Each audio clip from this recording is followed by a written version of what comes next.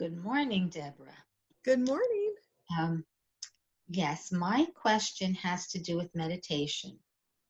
And I understand the value of meditation, but I really struggle to develop a continuing practice, and I've learned different types. And what I would like to ask is there a particular method of meditation that would be most beneficial for me, most worthwhile for me to pursue that particular practice? And any other guidance on getting a good solid meditation practice going? Okay. So, what do you have to share with Karen about meditation? I'm hearing that song, Tiptoe Through the Tulips. Do you remember that song? Tiny Tim. Yeah. So, again, lightness, Karen. This is the theme today. Apparently, lightness. Okay. Lighten up. You're trying too hard. Just flow with it. You know, when I do these guided visualizations, they're sometimes off the wall. Music comes, dancing, celebration. It's not heavy, it's always light. So it's we who are pulling it down and trying to make it too grounded, right? It needs to be a little lighter, more floaty. Don't try so hard. The thing is, when you go into meditation, you've got all these things in your head, like I have to do it this way and I have to do it that way, or I need this method or that method. Be free to make your own method, Karen. Okay. Just breathe and close your eyes. And in that stillness, just wait to see what comes to you. That's the invitation for your guides to come in. So if you get on this track where you're trying to choreograph the whole thing, that's preventing whatever they're trying to share with you from coming in. It's like tunnel vision. So let go of the tunnel vision. Just float with it. And if you just see like a tulip in front of you, perfect. Admire the tulip. Enjoy the tulip.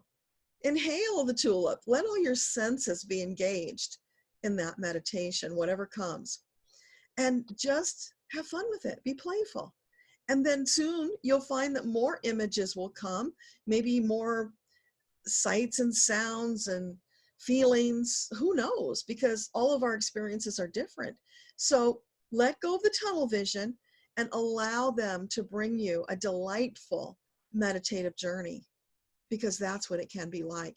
And you know, it's almost like when that happens, Karen, that you are astral projecting and you've actually gone into that other reality, and it's very real, and you can experience it and just enjoy the whole thing and soak it up. And then when you're ready, you come back to your body. It can be totally like that. Okay. Make sense?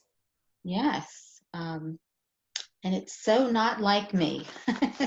So I will work on, well, not I will work, I will play with that. Play with it. Yes, that's perfect. Yeah. And one other question, anything that my guides would like to share with me? Anything you want to share specifically for Karen? And I'm hearing tiptoe through the tulips again, so they want to tiptoe through the tulips with you. All right. And I'm seeing rainbow colored tulips. So yours are very creative. That's it. It's creativity, Karen.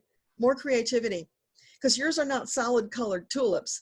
They've got these striations through them, and they're just eye candy. You just want to gaze at them for hours because they're so beautiful and soak up all the detail and the intricacies of the design. So it's about you opening up your creativity. Does that make sense? Does that mean writing? Whatever you want it to mean, but it's not flowing right now. There's creativity inside of you that wants to come out.